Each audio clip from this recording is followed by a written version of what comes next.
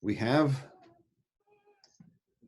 the book of Job, and strange noises coming from outside my office door. So we have the book of Job, and you've probably heard this expression, oh, that person has the patience of Job. Whoever came up with that expression clearly never read the book of Job, because it doesn't strike me that Job was actually very patient about anything much at all, except composing very sophisticated Hebrew poetry, which kind of suggests that maybe Job didn't compose any Hebrew poetry. So, my usual goals: learn about the general background of Israelite wisdom literature. We sort of talked about this a little bit when we talked about Ecclesiastes, but there's kind of a lot more to say, in particular because Job, in part, is a full-on attack on wisdom literature in a way that Ecclesiastes isn't. So we'll talk about wisdom literature generally. We'll learn about the structure and literary characteristics of the book. We'll explore some of the basic themes, and we'll explore how Job makes its arguments. We won't get through all of that today. We'll start onto it today. And then next week, what we'll add on is we'll continue with looking at the themes and the arguments, but we'll also look at ancient Near Eastern parallels, and then we'll actually pull Ecclesiastes and Job together. Hopefully we'll have time in 2 sessions. If not, I guess we could do a third. Can we pull Job and Ecclesiastes together to kind of see where are they similar, where are they different, what argument are they making about the world, and how is their skepticism, how does it inform us, and where do we differ from it? Because there are ways in which we differ significantly from the arguments that they're making. Which version should I read? There are a lot of versions, a lot of translations. Any standard translation of the Tanakh has a translation of Job, and they're mostly fine. Jewish Publication Societies is free on sefaria.org, or you can buy the JPS translation, which has been around for about 30 years now.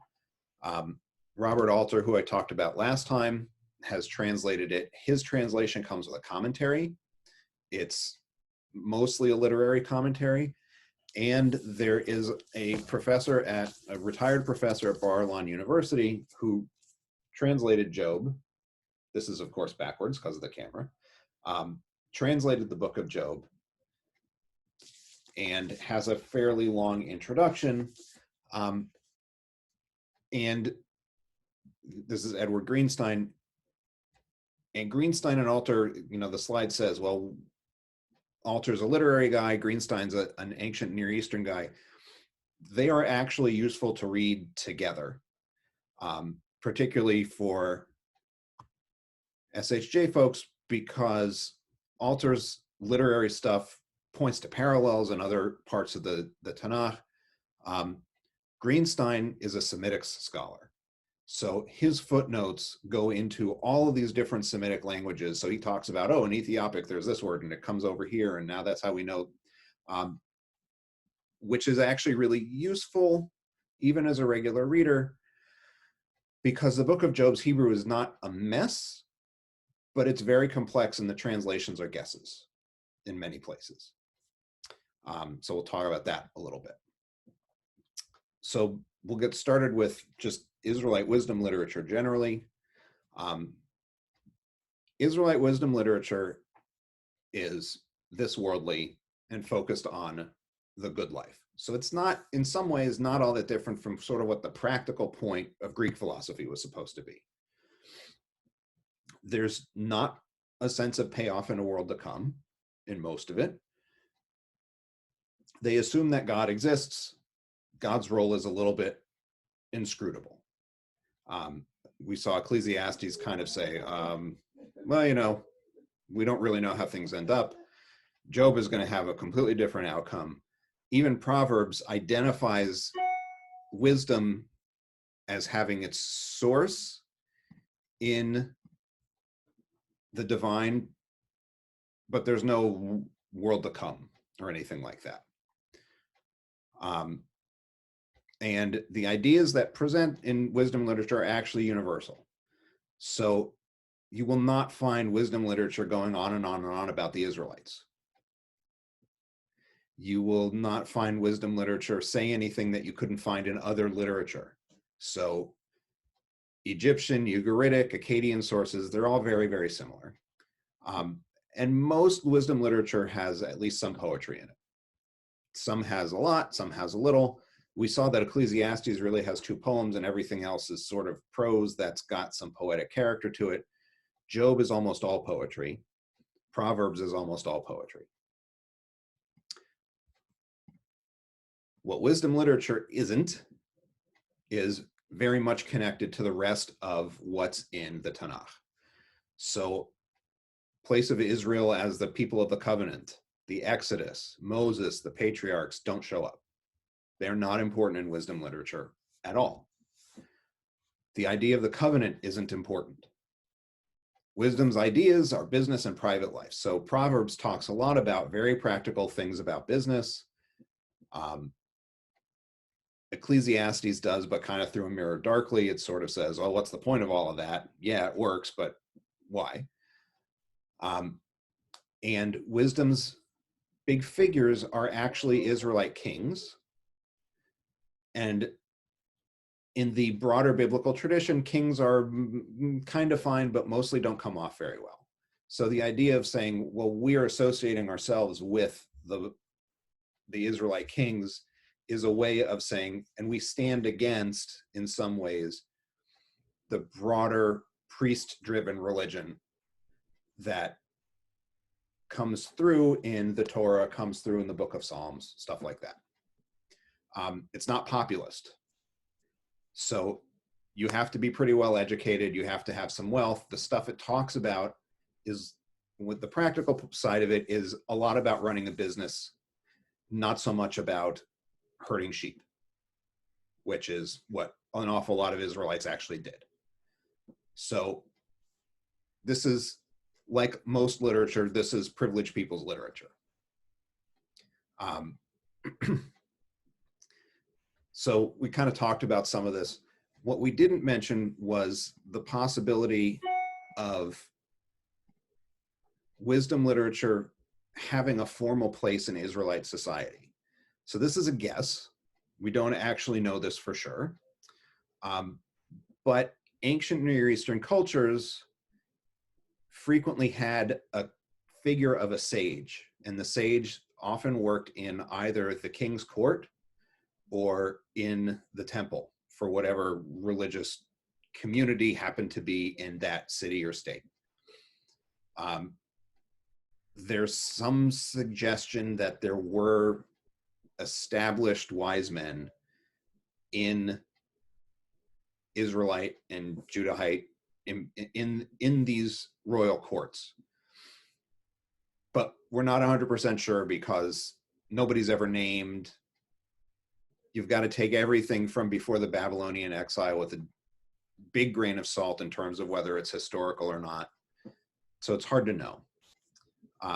It stands against the broader story of the Israelites, and it's a critique of the assumptions a lot of the time, which we've also already seen with Ecclesiastes, where he says, what's the point of all of this? Sometimes good people suffer and bad people don't, and that doesn't seem to square up with what other parts of the Tanakh say.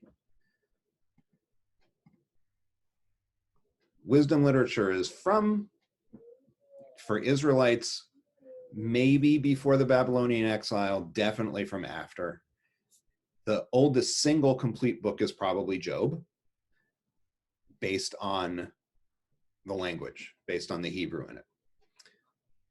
And based on how close Job is to a lot of the stuff that happened in non-Israelite society that's quite old. We said Ecclesiastes is probably from the 3rd century. Proverbs has a lot of the old stuff, but isn't the oldest book. And I mentioned post-biblical books, including Sirach, Ben Sira.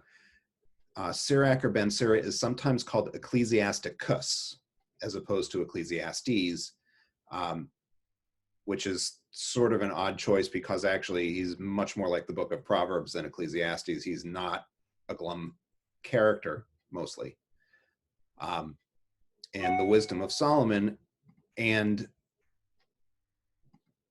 the wisdom of Solomon is only really known to us in Greek, but Sirach, Ben Sirach, Ecclesiasticus, whatever you want to call it, the rabbis of the Talmud cite it like it's part of the Tanakh. They treat it like it's a biblical text, except it's not in the Hebrew Bible. We have Hebrew versions of it. For some reason, they just didn't let it into the official collection, but they cited it as though it was scripture. We don't really know what that's about, but they did it. But Israelite wisdom literature has its feet in non-Israelite sources, so Egyptian and Akkadian and whatever else. And we saw some of that during the Ecclesiastes session. Most wisdom literature is identified with treasure and a divine source and uses a lot of aphorisms, right? So one who gathers in the summer is wise, one who sleeps during the harvest is shameful. The book of Proverbs is called the book of Proverbs because it is mostly a collection of proverbs. It is not just a clever name. Proverbs is very much poetic, lots of parallelism like we talked about where themes repeat themselves. But Proverbs has a very positive outlook on things. So the book of Proverbs says, do all of this stuff and you'll prosper and you'll be happy. And who's happy? The one who has wisdom and all of this kind of stuff. And Proverbs identifies wisdom with a good life, says that Solomon is the source of much of its stuff. Solomon is probably not the source of much of its stuff. We can't even really prove that Solomon ever lived, so let's not get too excited about King Solomon being the source of Proverbs or anything else.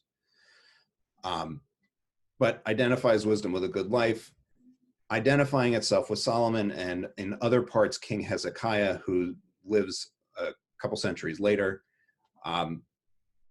is part of why there's suspicion that sages were part of the court, part of the royal court, as opposed to the temple, because these were separate institutions. So there was opposition between them, and sages may have been part of the opposition to the temple. We've seen Ecclesiastes, right? There was a little bit of poetry, not a huge amount, philosophical, but not speculative, uses aphorisms, but they're kind of dark. So better to go to the house of mourning, the house of feasting, right? So saying the same format of things as Proverbs does, but not positive. Uses dialectic or dialogue. This is something else that happens in wisdom literature where it makes two sides of an argument. So this is Ecclesiastes. Is there something that's new? Not really, right? He's making both sides of the argument. We view that in part as sort of Ecclesiastes being dark, but it's also just the rhetoric of wisdom literature generally. And I say Ecclesiastes is like disillusioned parody. So Ecclesiastes says, in essence, wisdom leads you to happiness, but what's the point of all that happiness? Eat, drink, be merry, because you'll be dead tomorrow. That's Ecclesiastes' message. It's not a positive message, but it's identified with Solomon, and it doesn't actually say that the wisdom tradition from Proverbs is wrong. So it says, oh yeah, the stuff works. If you follow Proverbs, you will prosper in business, but what's the point?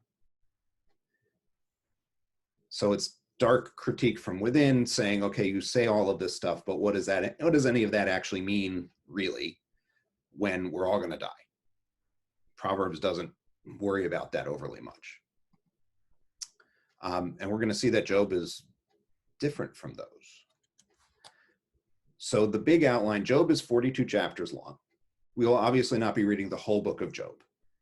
And that's fine because the book of Job makes its points over and over and over again, so you can pick good parts and read good parts, and you don't have to read everything. First two chapters are prose with a couple of poetic verses in the middle. And this is the first appearance, if you're using a not so great translation, of Satan. So God and the adversary is Hasatan, which means the adversary, the prosecutor, the scourger, the whipper, something like that. And also the spy. So we'll talk about that. So God and the adversary debate Job's uprightness. The adversary says, he's not going to honor you. Watch this. I'm going to destroy his life. And Job doesn't curse God. So the adversary comes back. God says, look what you made me do. He says, yeah. I broke all of his stuff, but wait until I give him horrible boils. Then he'll really curse you. It'll be terrible. Job doesn't ever curse God, but he does question divine justice. His friends come along to console him. They are not especially consoling. They, in fact, are case studies in how you do not talk to somebody who is in mourning or requires consoling, because they get right off the bat by saying, actually, you're a bad person, and you maybe deserved what happened to you. This is not the way to do it.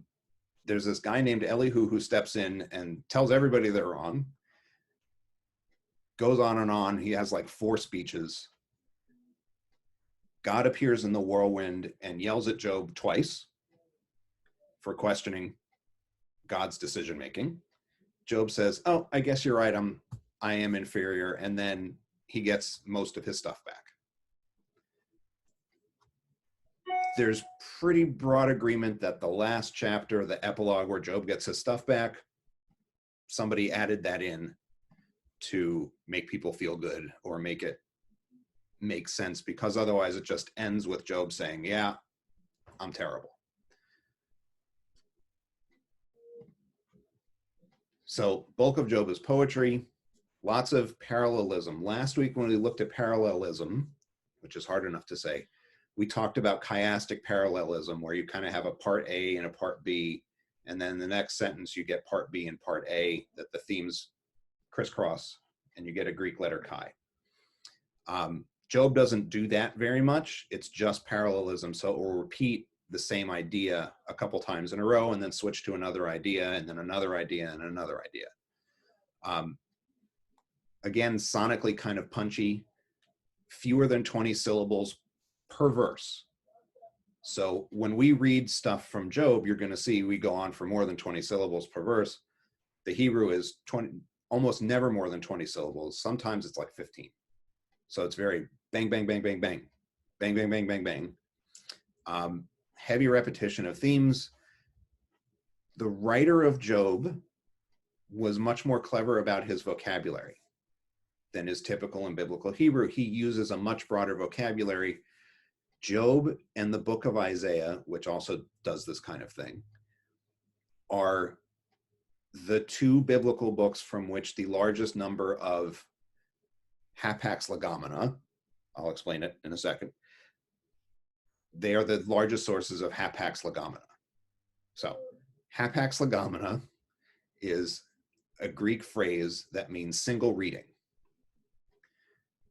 So the idea is this word appears once in the entire body of literature. Job has most of them. The single largest number live in the book of Job in biblical literature. The vocabulary Job uses end up being used more in modern Hebrew and things like that, but it makes it very hard sometimes to figure out what Job is talking about.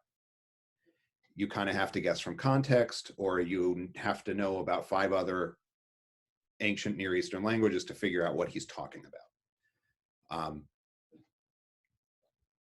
But it doesn't use a lot of loan words. So we looked at Ecclesiastes last time and said, well, part of the reason we think Ecclesiastes is later is it uses a bunch of Persian loan words. That's not happening in Job, which gives the idea that maybe this is an older book. This is actually a scan of one of the pages of Job in the currently standard scholarly critical edition of the Tanakh, this book called Biblia Hebraica Stuttgartensia, which of course is backwards because of my camera. if you look at this, do I have a mouse? Yes, I have a mouse. So each of these lines is a single verse from Job.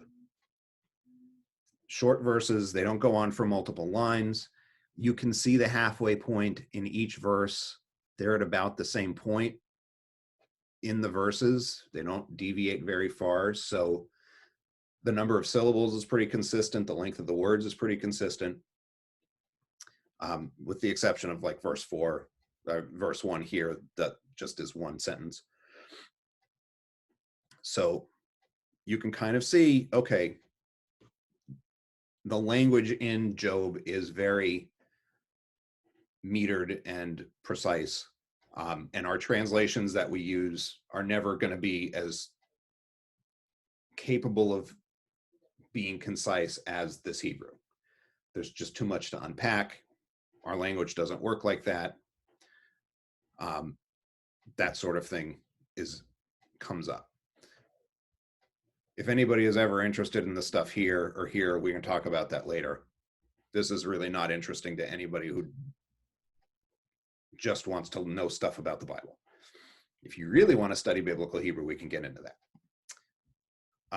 Connection to other wisdom books.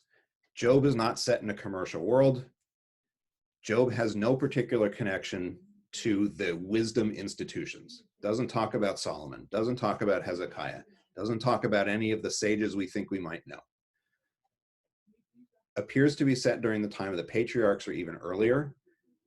Job doesn't have money or land. Job has livestock, which is how Abraham and Isaac and Jacob are portrayed in the Torah, as having herds and flocks. That's their wealth. Job's character makes it 140 years. So when we say, there's a tradition of saying, may you make it to 120 years in Jewish culture, because that's how old Abraham was, according to the Torah. Job makes it to 140. So the idea is maybe this is set before the Torah's stories about Abraham would have been set. Job is not an Israelite. Nobody's an Israelite. Everybody is some non-Israelite, non-Jewish person. So again, they were probably not really speaking biblical Hebrew. This is not history. This is poetry. Job doesn't do practical aphorisms. He doesn't do all of that stuff that Proverbs does, that Ecclesiastes does, these throwaway individual lines about how to have a good life. That's not Job's thing. Job is here to critique all of it. Not focused on wisdom, not practical wisdom. Job says, well, okay, what if that doesn't really work? So we take Job to be attacking traditional religion, and that's kind of true too. But Job's actual thing is to say, wisdom doesn't work. Nothing works. You cannot pull strings in this world. That's kind of Job's basic question, basic issue. What if doesn't bring about a good life? Proverbs is like the classical Greek philosophers. Follow my philosophy and you will be happy. Ecclesiastes is an existentialist. Well, actually, I feel kind of terrible, even though I know philosophy works. And getting through the feeling terrible, the anxiety, whatever it is, that's the point of philosophy.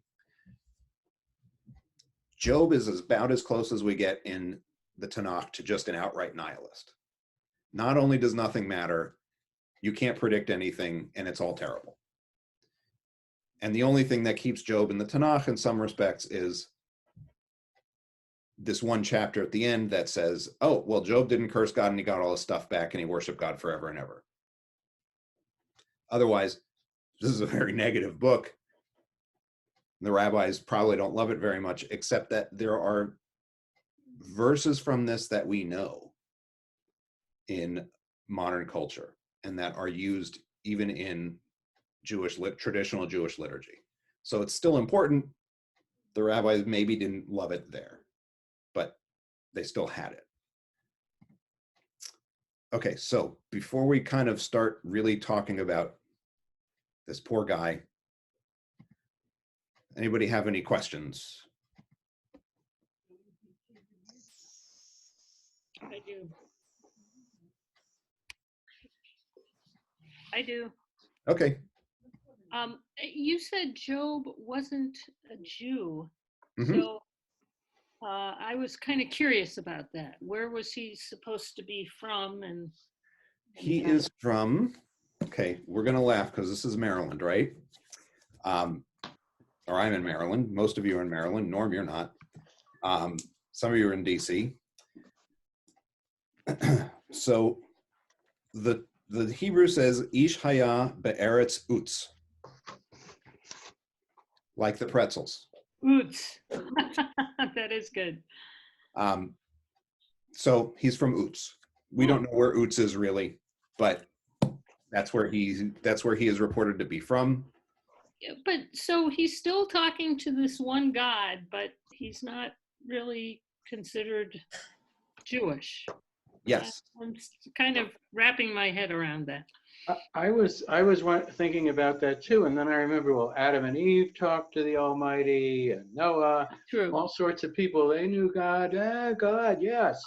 But there just wasn't this claim of you are the chosen people, and you will multiply forever, and so forth. Yeah. Specifically Jewish parts. Yeah. And the book of Job, and in Job's speeches, he will say Yahweh. So it's not just that he uses a generic word for God, he does that too, but he says Yahweh.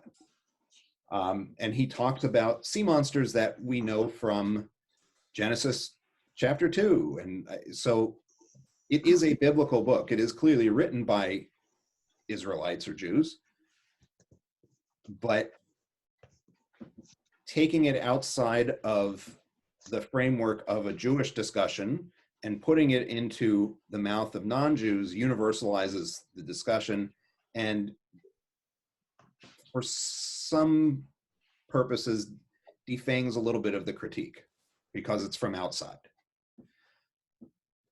But wisdom is universal. So it's a concession. It's also an acknowledgement we're copying from other people in many respects, which we saw last week. I have a question. You addressed this in part, but I didn't fully understand. Since the rabbis had no problem monkeying with the first 5 books and putting themselves into those books and so forth to suit their needs, why didn't they suppress this heretical book entirely? Why would they let this through, do we think? So there are a few books that seem to make it in because the rabbis realize that they're not going to be able to keep them out effectively. The book of Esther seems to be like this. Song of Songs seems to be like this, where people are attached to these books and we can't keep them out, so we're going to find ways to interpret them away. So they do that with Job, and they do that with Song of Songs, and they do that with Esther. That's really what ends up happening, is people find this book powerful, and the rabbis realize they're stuck with it and find things to do with it. And Job is one of those books that there are little chunks of it that show up in very, very old parts of the Siddur. And when it shows up in the prayer texts, you're kind of stuck with it as canon. You can't get rid of it that easily.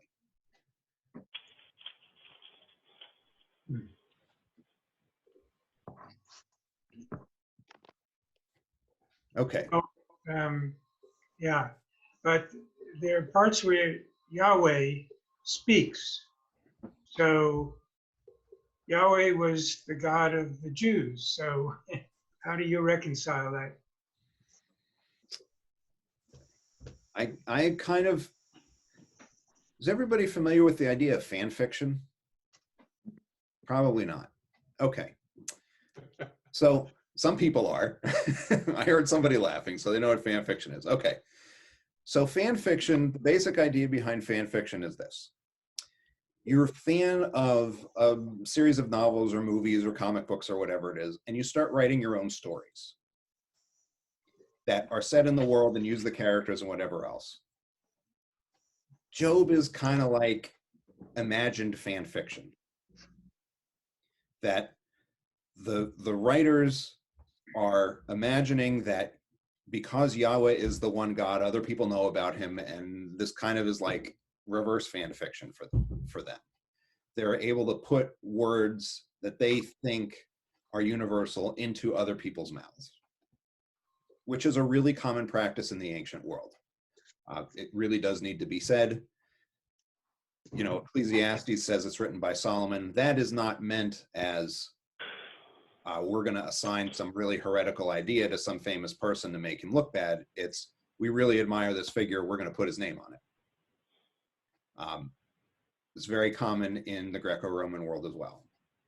Like half of the letters in the New Testament that say they're written by Paul were not written by Paul. People just really, really liked Paul, and they decided that they put Paul's name on their letters.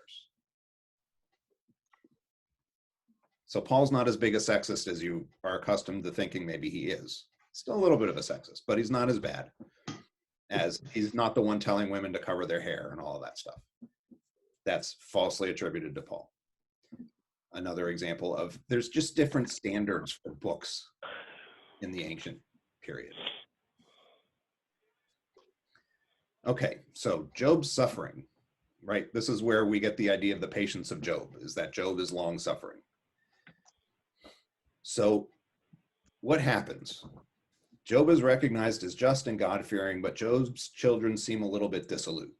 So really early on in chapter 1 of Job, we read that Job's children hold parties on each of their days, which is their birthdays. They have these big feasts.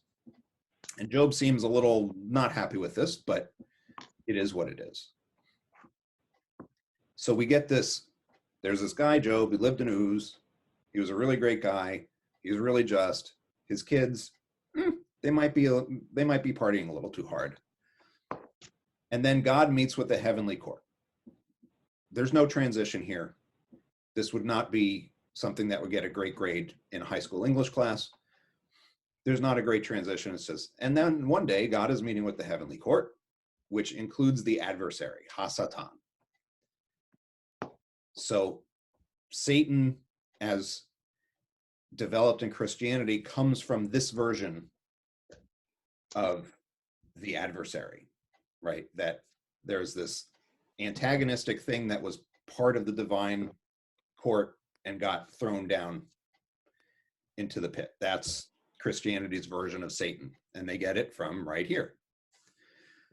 So God is depicted as meeting with this heavenly court that includes the adversary, and then he says to the adversary, "Whence do you come? Where'd you come from?" And the adversary says, "I've been roving the earth and walking about it."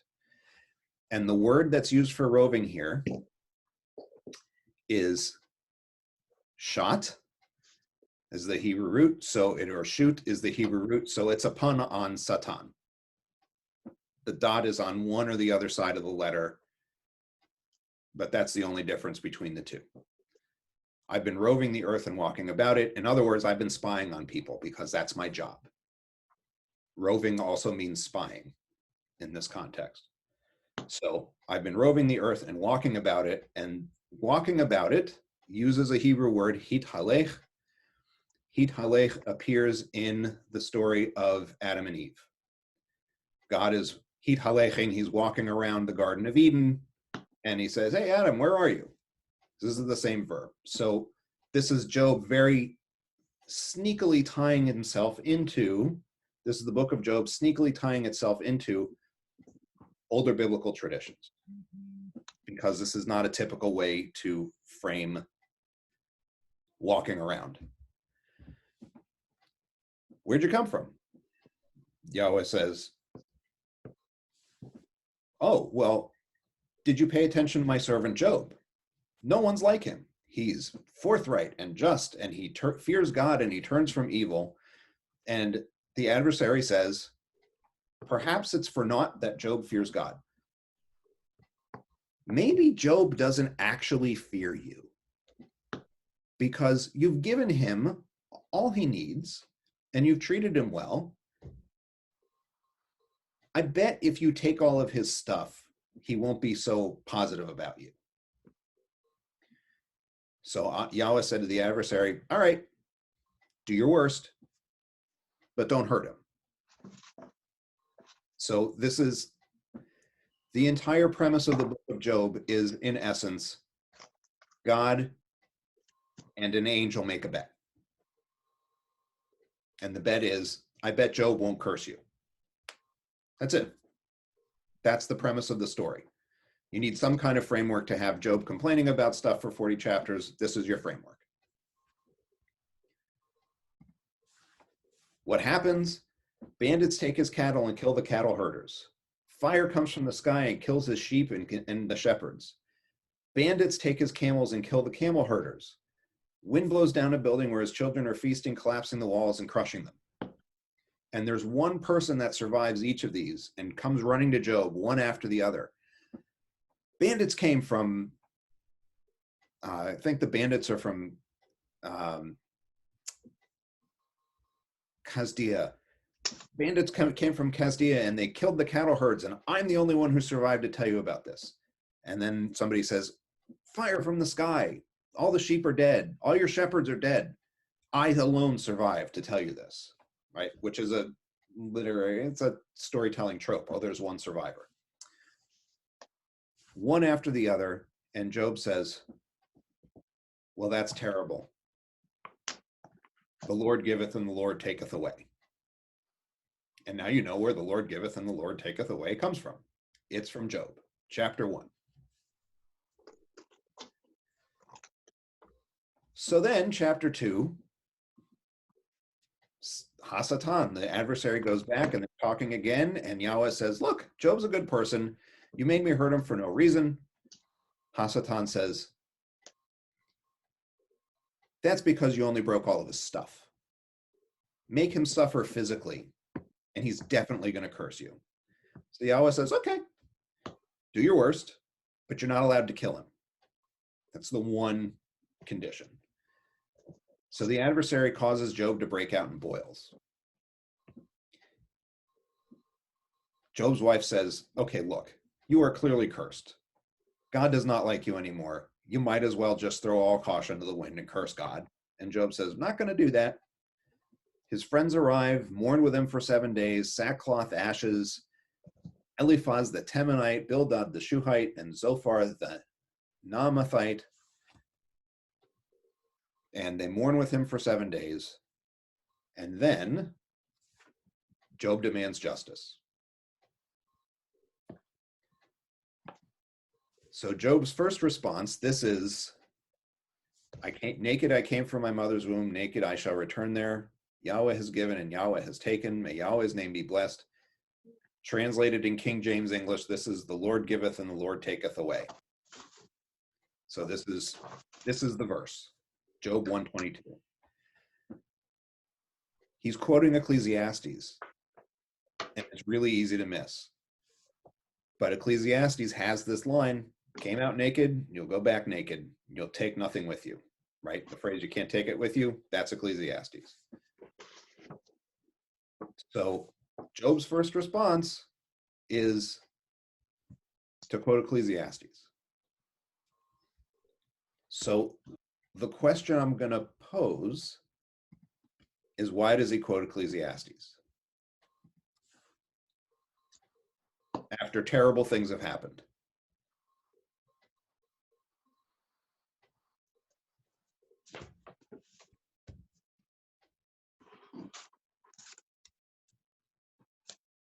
I mean, I have an idea, but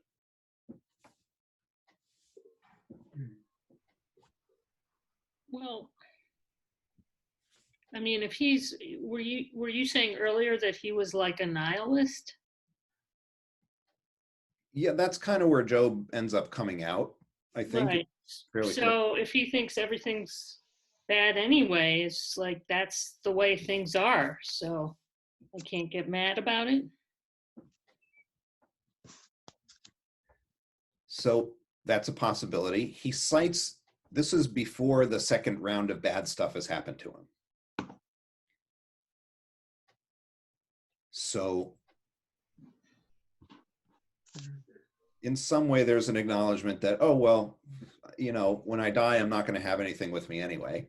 So it had to happen sometime, right? Right. He is not attacking the wisdom tradition yet. So he's actually saying, all right, I'm quoting something from the wisdom tradition that's basically consistent with what I think. This is how it should work. Right? We have lots of stuff in Ecclesiastes. Oh, you know, you'll make one bad business deal and your children will be poor. This is one of those. He's not actually challenging wisdom yet. But his children have all been killed. His children have all been killed. All of his property. That doesn't rise to the level of getting him upset. Apparently not.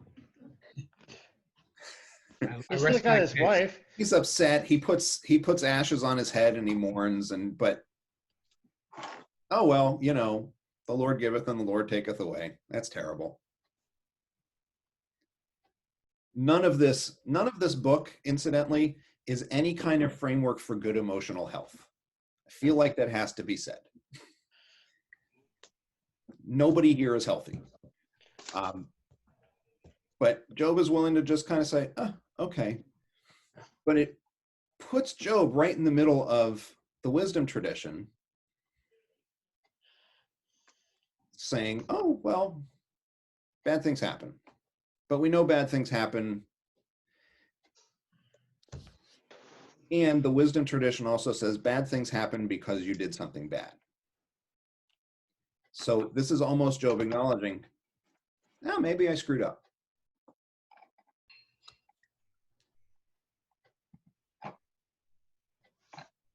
But once his friends show up, and they mourn with him for 7 days, he then starts talking. And he says, essentially, I wish I were never born, and I'd like to die now, please. Annul the day I was born, and the night that said, a man was conceived. That day let it be darkness. Let God above not seek it out, nor brightness shine upon it. Let darkness, death's shadow foul it. Let a cloud mass rest upon it. Let day gloom dismay it. When I'm talking about the use of vocabulary, having to get really creative and using words that only show up once in the Tanakh, this is the kind of stuff I'm talking about. Darkness, shadow, cloud mass, day gloom.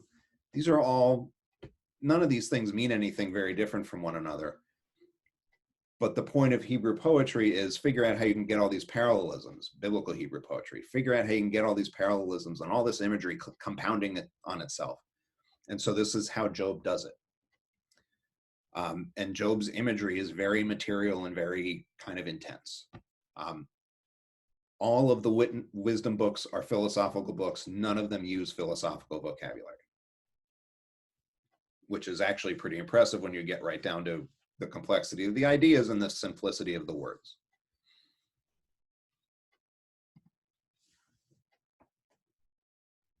From this point, Job's friends, in a 3-part cycle, each criticize Job. In the pretending to console him, they criticize him. So Eliphaz will go, and then the next friend, and the next friend, and Job responds to each of them. And then the friends go at him again, and Job responds to each of them. And then the friends go at him again, except the cycle's cut a little bit short the third time around, and Job responds to them again. So way more than half the book is made up of the 3 friends criticizing Job and saying, you are wrong about your entire situation. And Eliphaz starts off by saying, actually, Job, you're a hypocrite, and you weren't ever that good to start with. Look, you reproved many. The slack hands you strengthened. The stumbler your words lift up, and bended knees you bolstered. But now it comes to you, and you cannot stand it. It reaches you, and you are dismayed. Is not your reverence for your safety, your hope, your blameless ways? Recall, pray, what innocent man has died where the upright, and where were the upright demolished? If you were a good person, this wouldn't have happened to you. So your complaints are not well grounded.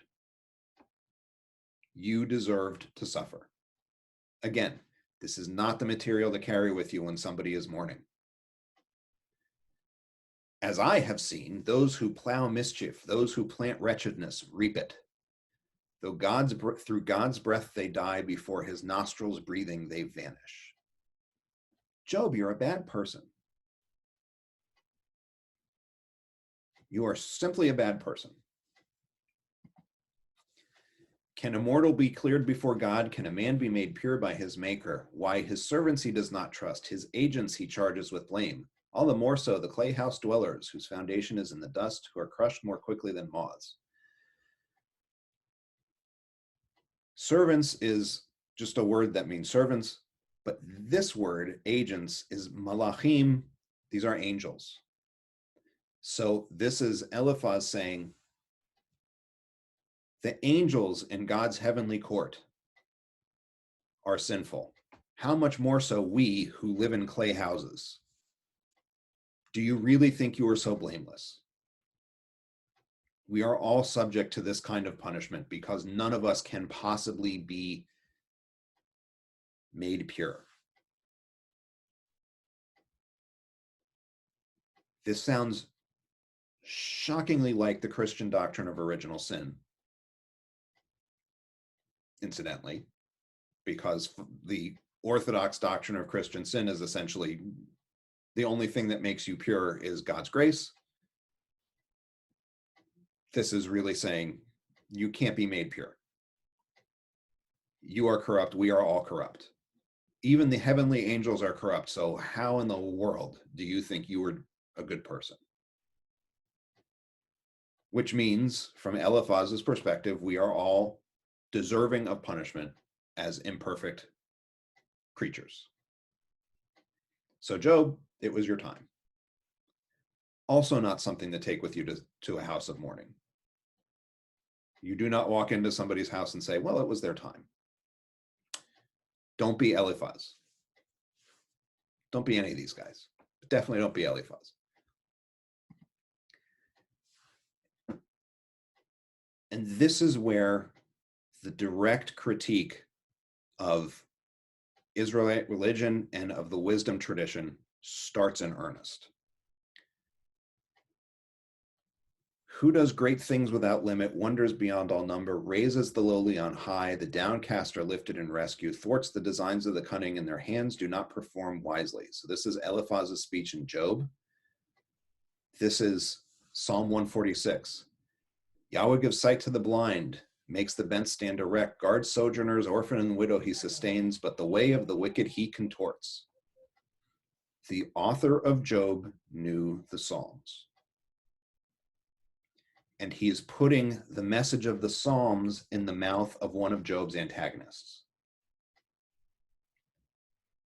And Job is then going to critique this person. So we have the presentation of this sunny, positive, Orthodox, devout, traditional Israelite religion brought in sideways as a point of critique. And it's very subtle. He usually doesn't directly quote the Psalms, but clearly the author of Job knew an awful lot of the Psalms.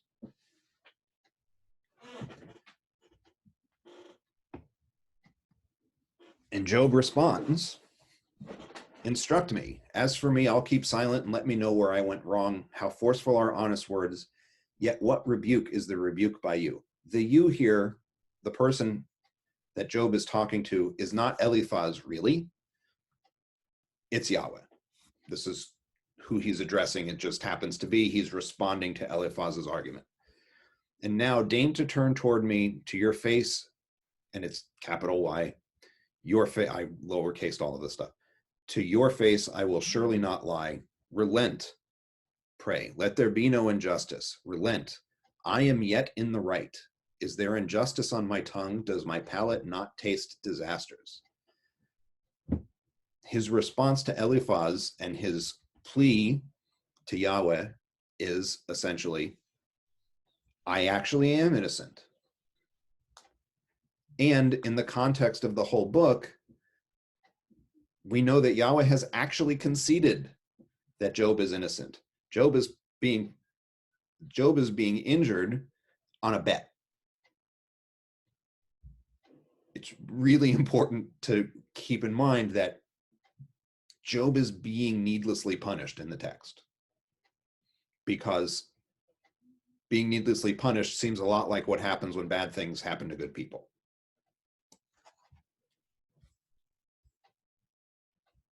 Okay, Jack.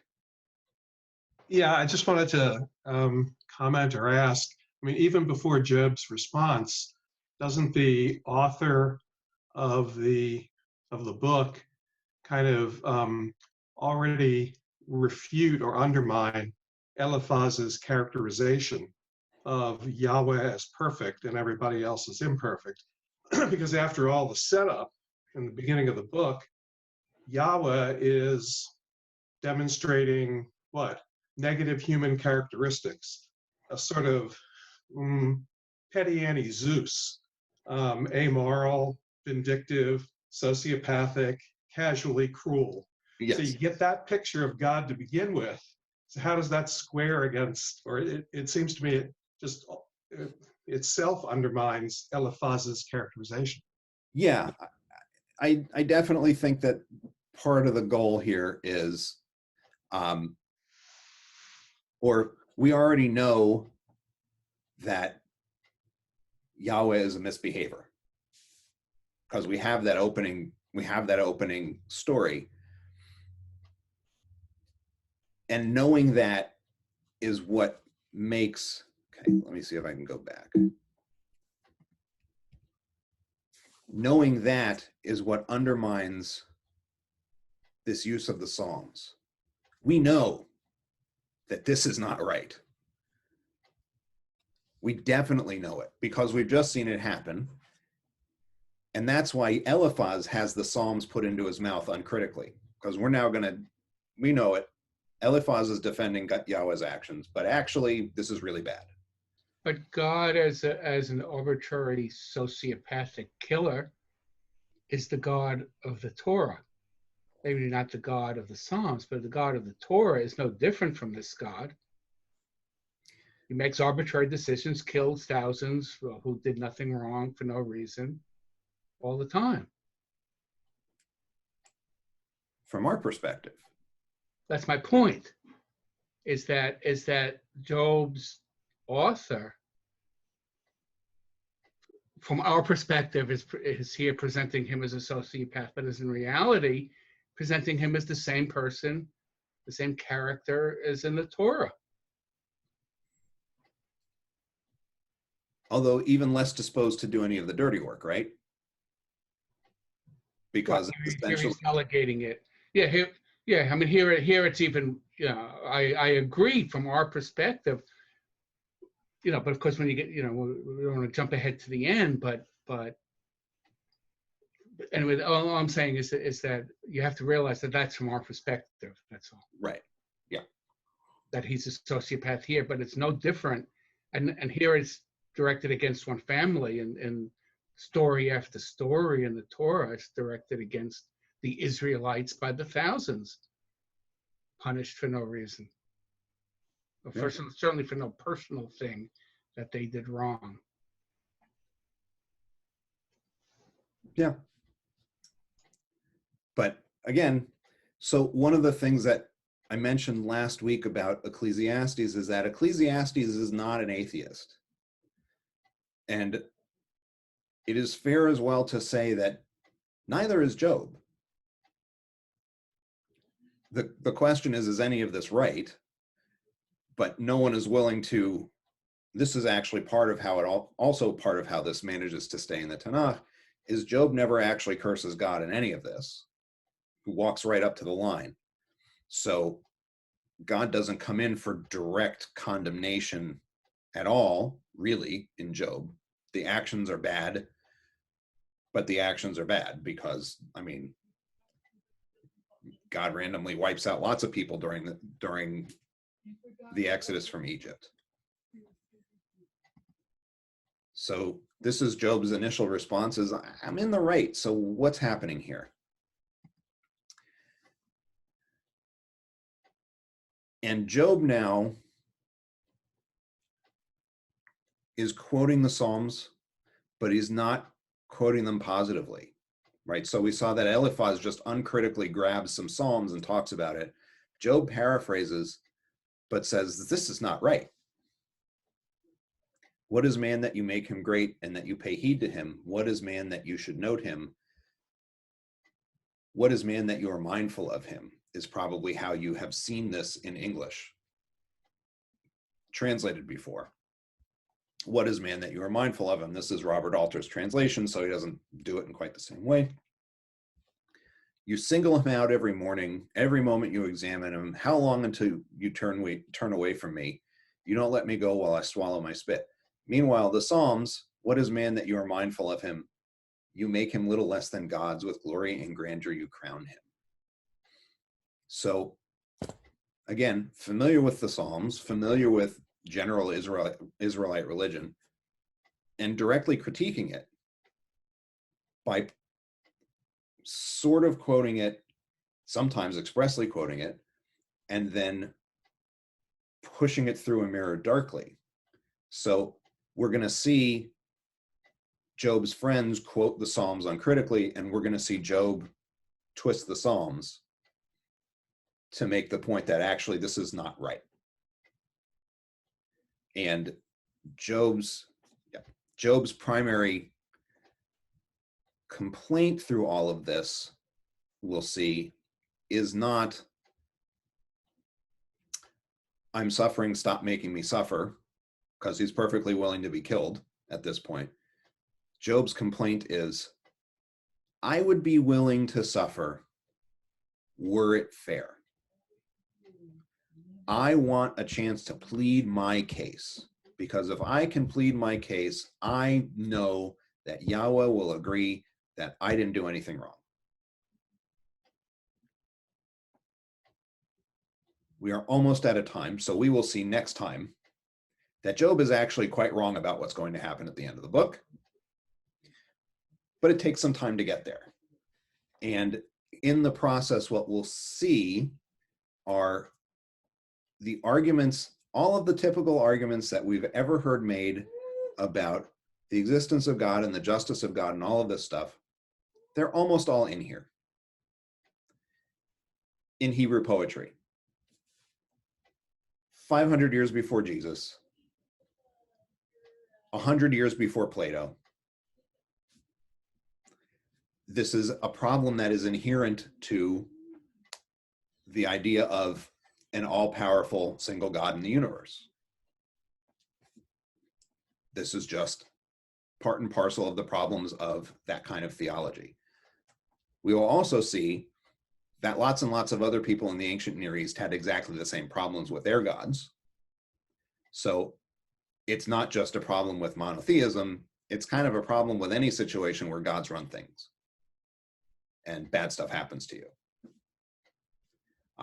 We actually saw a piece of that last week with a document called the Babylonian Theodicy, which is structured as somebody who's suffering talking to one of his friends, and his friend trying to disprove his complaints, back and forth. So it's one friend instead of three. But some of the things said are very much like what's in Job. So again, we're pulling in all of these other sources and using them as critique of Israelite or Second Temple Jewish religion. So that's my last slide, because I knew we would get here and we would be out of time. So questions, comments, concerns? Yeah, David. Yeah, the name Satan, from what I understand, is that the Greek translation comes out something like diabolos, and that's how they came up with the devil idea. Yeah, I don't have I have a Septuagint, it's just in the other room. So I'll traipse down the hall later today and see what's in there. But diabolos would be like throwing something through or scourging around or something like that. So you can see how you get this Greek word that's actually a really good translation of the Hebrew, and then things go south. Just like rays of light, Karen from Moses's head turned to cornus in Latin, and now you've got horns in Jews' heads because Karen and cornus both mean horn, as well as beam. Translations are really weird. I don't have a question, but I have a riddle. You have a riddle. Yeah. Okay. Regarding in which translation of a fairy tale Eretz Utz appears? Translation into Hebrew of a fairy tale, Eretz Utz is being used. Oh. I don't know. Which one? Give up. Okay. In the Wizard of Oz, no? Wizard of Oz is Hashem Eretz Utz. In the Wizard of Oz, what? Is Hashem, the wizard, Eretz Utz. It's the same Eretz Utz that is mentioned here. The magician from the land of Utz. Translated, that's how they translated Oz. That's interesting. Oh, that's right. But the translations are very interesting because the patience of Job, I was like, where's that come from? So of course I Googled it now while you were talking, and it's really the endurance of Job. It got translated by I don't know, someone in the New Testament, James or somebody translated it. So it's really endurance. It's not patience. Yeah, or suffering. He put up with is suffering. He put up with so much. Yeah. Yeah. Which, word domains, even in English, slip around a lot, which is really one of the big reasons not to use a King James translation, because our English isn't the same, and stuff gets real confusing really fast if you don't speak that kind of English. And another question is Job. Ami, I don't know if it's Ami or Jeremy for this. Is Job Yoav? Yep. Okay. Yeah. So Yoav is like such a popular. Why do people? Yoav is such a lovely Hebrew name, and now I'm like, why do people want to call him kid Yoav? What? Yoav is such a beautiful name in Hebrew. It sounds beautiful, but now I'm not sure. No, the name in Hebrew of Job is Eyob. Sorry? All right. Eyob, yeah. Eyob. Oh, it's not Yoav. No, Yoav is Joab. No, Yoav is Joab. Oh, he's Joab. He's a right. biblical warrior. Okay. Thank you. Thank you. What is interesting about Eov, I'm now using the Semitics guy's book, not the literary guy's book. The name is attested in the 14th century BC as that of a Transjordanian ruler, Ayabu. Name in Akkadian means where is the father, i.e. God, but also connotes enemy. Yeah. In Hebrew, is it Oyev, something like that? Yeah. Oh, Yeah. yeah. And in chapter 13, there is a pun on this. So we'll look at that pun next time, that Job actually works with a pun in Hebrew of his Akkadian name. Because his name is Akkadian, Again, another piece of the, oh, well, actually, we're trying to set this in pre-Abrahamic times.